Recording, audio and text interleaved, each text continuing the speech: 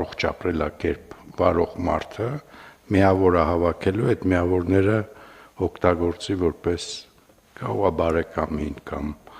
կամ ծնողին փոխանցելու հնարավորություն եւ արժեք։ Այսինքն գրոհել պետք չի։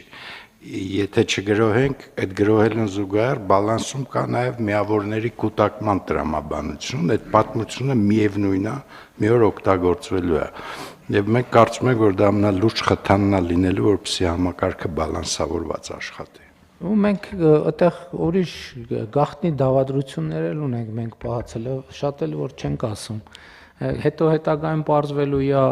ով է ծխում, ով չի ծխում, ով է առողջ ապրելակերպով զբաղվում, ով է առողջ, որովհետև հա,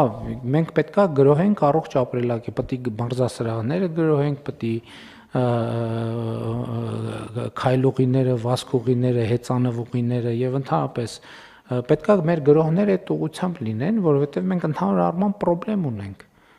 խնդրեմ ունենք եւ դա շատ կարեւոր բան է։ Իմիջայլոց